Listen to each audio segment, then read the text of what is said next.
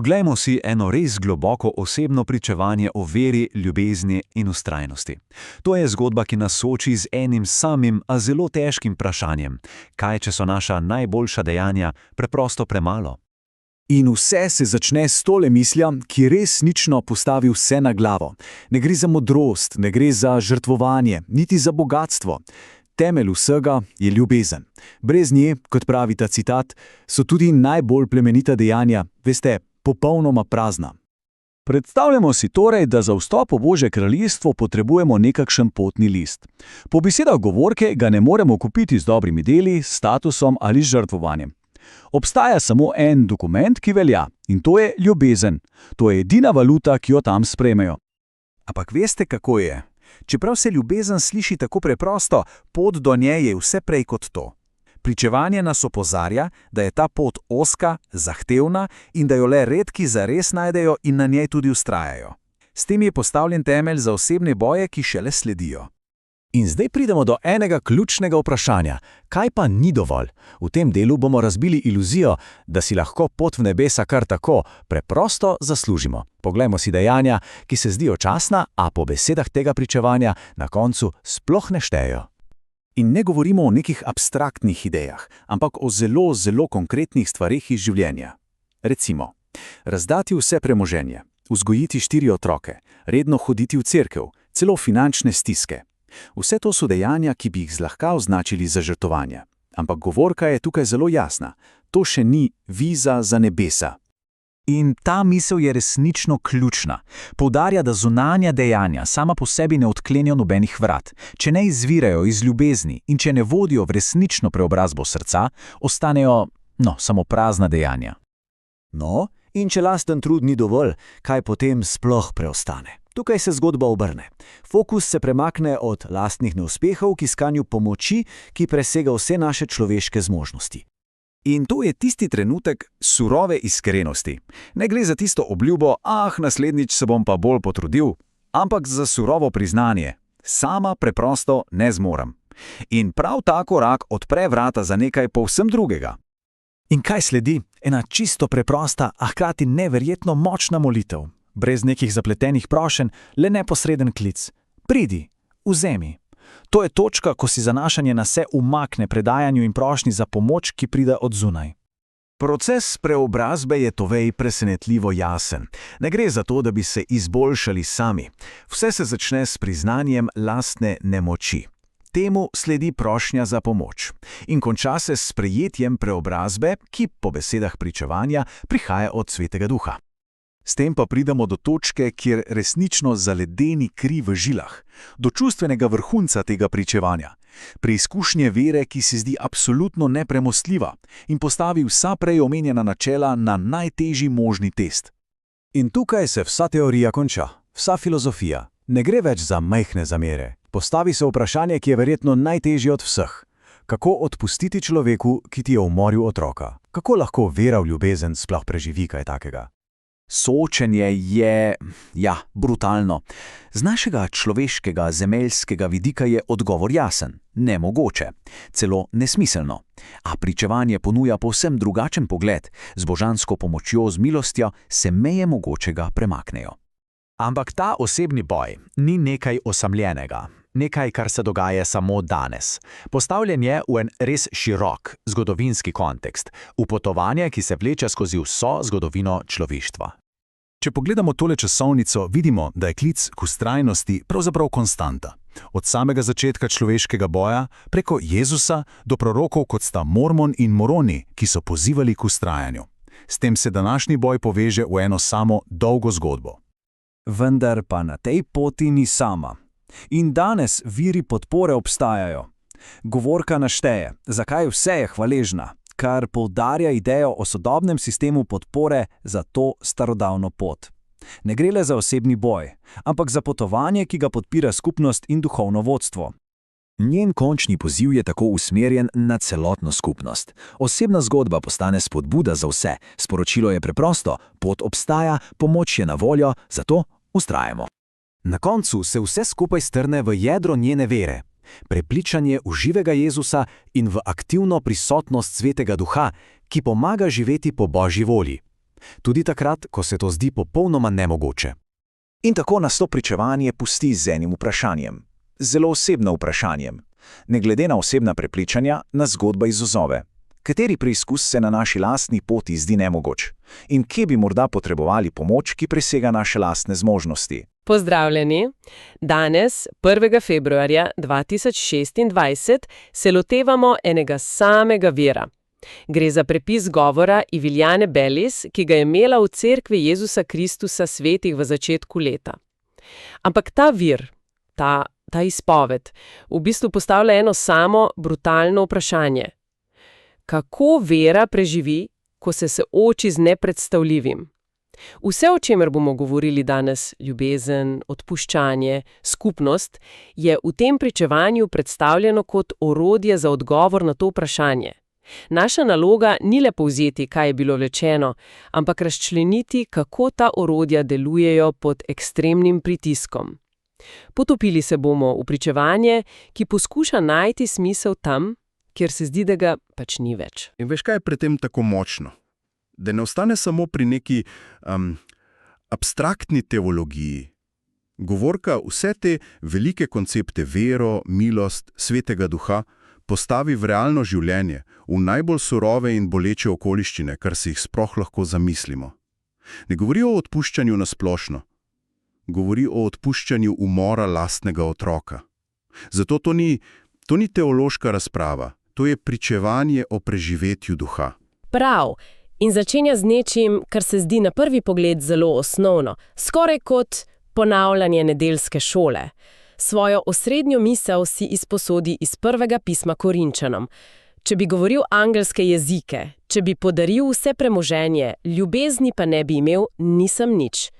To postavi kot temelj, ampak potem to idejo odpelje v zelo radikalno smer. Točno, ker ne ostane le pri citatu. Uporabi izjemno močno metaforo, ki spremeni vse. Pravi, da je ljubezen pašoš za Božje kraljestvo. Potni list. In ta beseda je ključna. Potni list ni nekaj, kar si zaslužiš z dobrimi deli. Potni list ne dobiš, ker si bil priden. Potni list potrjuje tvojo identiteto. Kdo si? Odkot prihajaš? Tega pa nisem takoj pomislila. To je res bistvena razlika. Ne gre za to, da zbiraš točke z dobrimi deli, da si na koncu prislužiš vstop. Gre za to, da mora biti ljubezen del tvoje temeljne identitete, da sploh lahko prečkaš mejo. Točno tako, in to je radikalna ideja. Ne pravi, da so dejanja nepomembna, ampak da so posledica, ne vzrok. Ljubezen ni plačilo za vstop, ampak dokaz, da že pripadaš tja. Spremeni celotno dinamiko odnosa z božanskim iz transakcije v pripadnost. In da bi bila ta poanta absolutno jasna, govorka naredi nekaj zelo pogumnega. Našteje cel seznam dejanj, ki so v mnogih verskih krogih videti kot zlati standard in reče, to ni to. Ja, ta seznam je presenetljiv. Pravi, da viza za Božje kraljestvo ni razdati vse svoje premoženje, imeti minus na bančnem računu, torej živeti v pomanjkanju za druge, celo roditi 4 otroke, kar je v njeni verski skupnosti pogosto zelo cenjeno, ni dovolj. In niti redno obiskovanje cerkve, ta zunanji znak pripadnosti, samo po sebi ni vstopnica. To je kar močna kritika zunanjega verništva. Ja, ampak poglejmo še en vidik tega.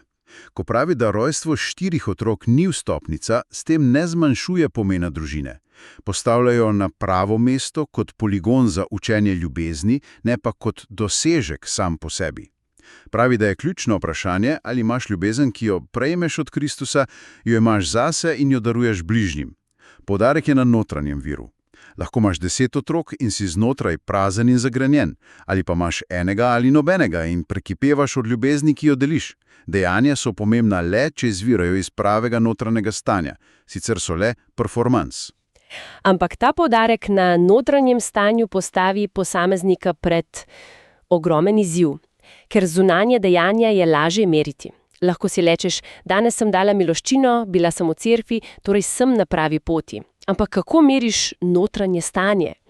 Govorka to priznava, kaj ne? Priznava, da je ta pot skoraj nemogoča. Absolutno. In njena iskrenost je tisto, kar daje pričevanju težo. Ne postavlja se v vlogo nekoga, ki je vse dojel. Nasprotno, opiše pot kot zelo ozko. Tako ozko, da jo redko kdo najde. in potem takoj doda: ali jaz hodim po tej poti? Žal ne velikokrat. Ta trenutek ranljivosti je ključen, ker s tem reče: vsi smo v istem čolnu, problem je univerzalen, nihče od nas ne zmore tega sam.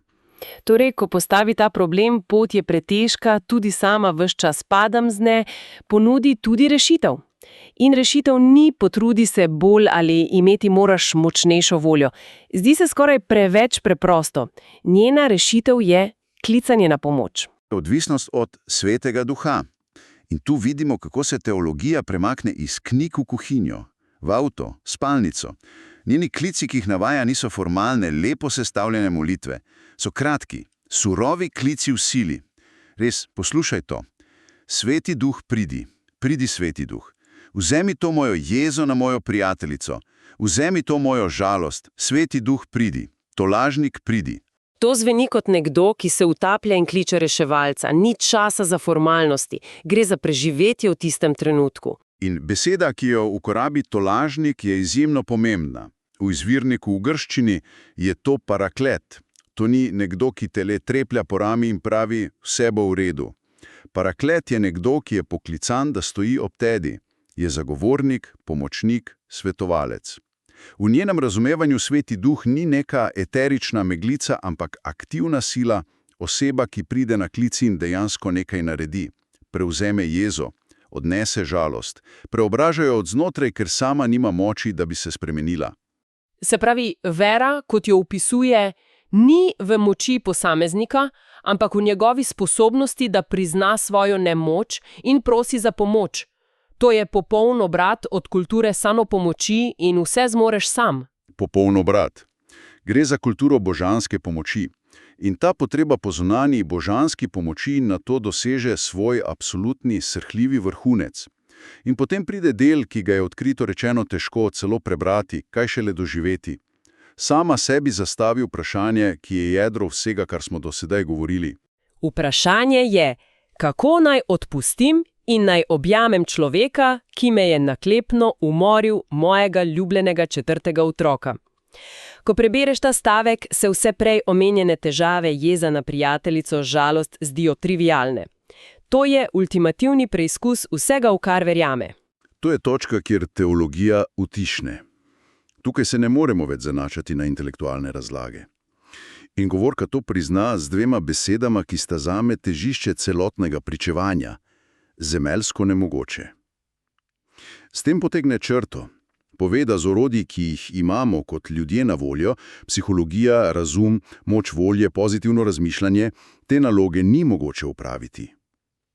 Odpuščanje v tem kontekstu ni več le težko, je onkraj človeških zmožnosti. In to je tako pomembno priznanje, ker večina nasvetov o odpuščanju se osredotoča na to, kaj ti lahko narediš. Sprejmi, spusti, pojdi naprej.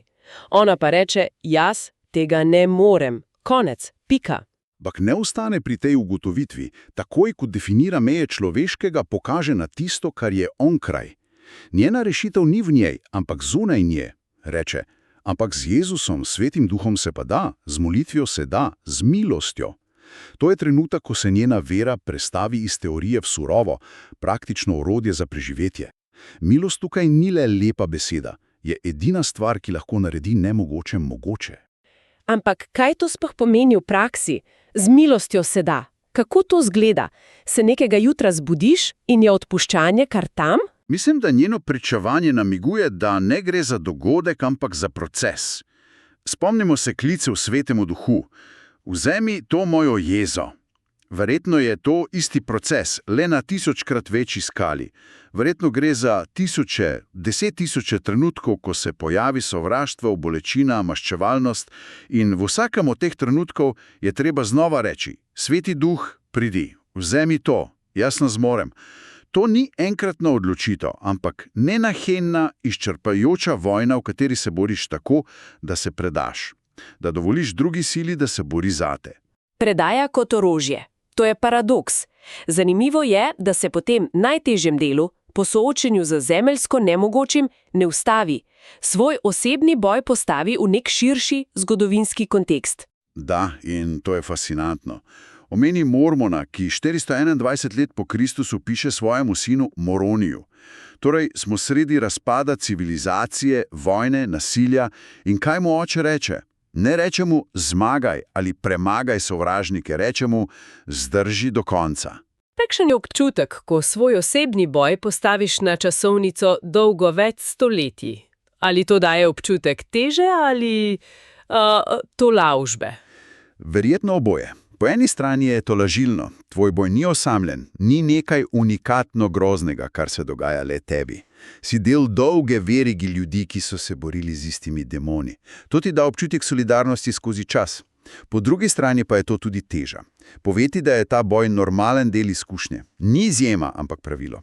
In tvoja naloga je preprosto. Vztrajati. Ne nujno zmagati na spektakularen način, ampak preprosto ne odnehati. In potem naredi še eno primerjavo med takrat in danes. Trdi, da imamo mi danes, leta 2026, lažje delo kot moroni pred skoraj 1600 leti. Zakaj? Ker nismo sami. Točno. Ona pravi, da je Moroni imel le svetega duha. Mi pa imamo po njenih besedah celoten podporni sistem. Imamo cerkev Jezusa Kristusa svetih, imamo preroka, apostole, misionarja, vse imamo. Svetega duha. To je pomemben premik, pot je sicer še vedno ozka in globoko osebna, ampak po njej ne hodiš več sam. Imaš skupnost. S tem se krog nekako sklene. Začne z globoko notranjim stanjem, ljubeznijo kot identiteto, nadaljuje z osebnim odnosom s Svetim duhom, se sooči z najglobljo osebno tragedijo, na koncu pa najde moč ne le v zgodovini, ampak v konkretnih ljudeh okoli sebe. Njen poziv na koncu "Vztrajajmo, vztrajajmo" ni več le njen osebni moto, ampak ga naslovi na vse prisotne, na brate in sestre. In to je ključno. Predstavlja vero kot preplet individualne odgovornosti in kolektivne podpore. Ne moreš se zanašati samo na skupnost, da te bo rešila, notranje delo moraš opraviti sam. Ampak hkrati tega dela verjetno ne moreš opraviti brez podpore skupnosti, ki te drži, ko padeš, te opominja na smer in ti daja orodja za pot. Gre za oboje hkrati. Pot je individualna, a potovanje je skupinsko. Če poskušava potegniti črto, ko razčlenimo to pričevanje, vidimo vero, ki temelji na nekaj zelo jasnih stebrih. Ljubezen ni dejanje, ampak identiteta je potni list, ne plačilo. Človeška moč je omejena in prava duhovna moč se začne s priznanjem nemoči in klicanjem na pomoč. In tretji, morda najpomembnejši, resničnost te vere se ne dokazuje v mirnih časih, ampak v njeni sposobnosti, da omogoči odpuščanje zemeljsko nemogočega. Morda bi za konec spustil še eno misel, ki jo to pričevanje odpira in ki se sega onkraj specifičnega verskega konteksta. Govorka postavlja izjemno ostro ločnico med zunanjimi vidnimi dejanji, dobrodelnostjo, obredi, družbenimi vlogami in notranjim stanjem, ki ga merita ljubezen in sposobnost odpuščanja. Kar nas pripelje do vprašanja, ki si ga lahko zastavi vsak, ne glede na prepričanje. Točno. Kako mi kot posamezniki in kot družba merimo dobro življenje? Ali je končno merilo v tistem, kar je vidno, v dosežkih, v karieri, v premoženju, v tem, kako nas vidijo drugi? Ali pa je pravo merilo v notranji preobrazbi, v bitkah, ki jih bijemo sami sabo v tišini, ki so očem popolnoma nevidne, a od nas zahtevajo največ? To pričevanje trdi, da je resnična vrednost življenja skrita v teh nevidnih bojih. In to je misel, ki ostane s tabo še dolgo potem, ko pozabiš vse podrobnosti.